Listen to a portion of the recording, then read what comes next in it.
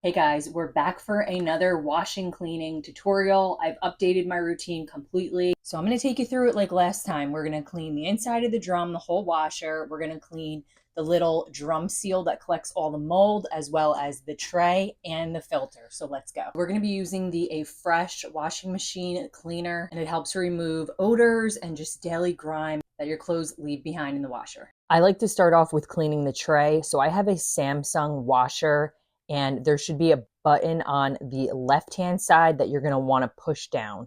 This will release the tray, and I like to go in and just clean the inside of where the tray was. I am just using a little bit of soap and water. Mine is not too bad.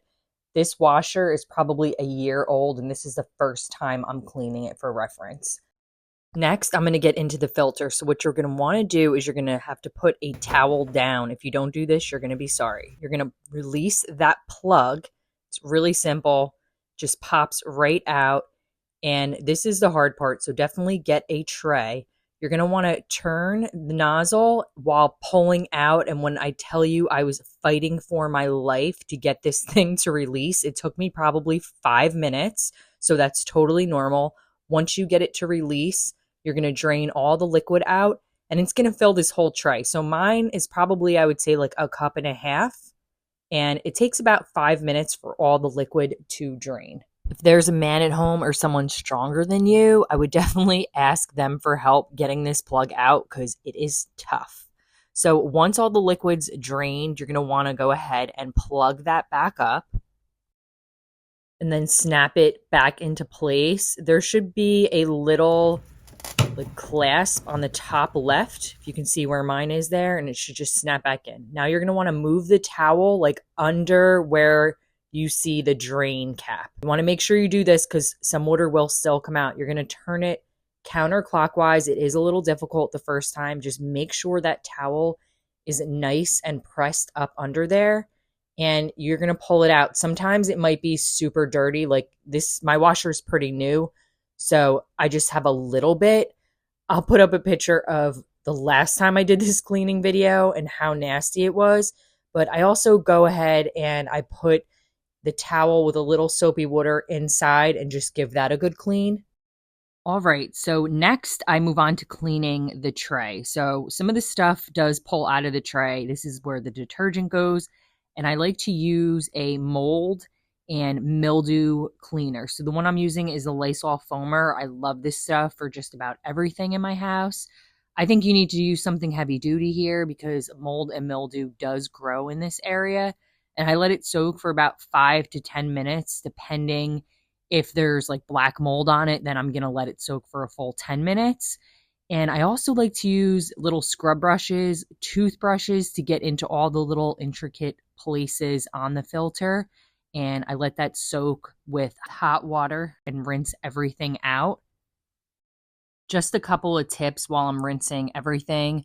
So my washer does have a deep clean cycle where I just hit the button and clean it. Other than having to pull the tray out and clean that, it is really helpful. But if you don't have that, I would recommend cleaning your washer like this every like 1 to 3 months, 6 months. Again, depending on what kind of dirt and things and grime that you're putting into the washer. You can always tell the washer starts to smell a little funky, especially if you have a front loader drum like I have. You need to make sure you're keeping that door open after every wash because that's how the moisture and the mildew and the mold is going to grow. So you want to make sure you're keeping it fresh.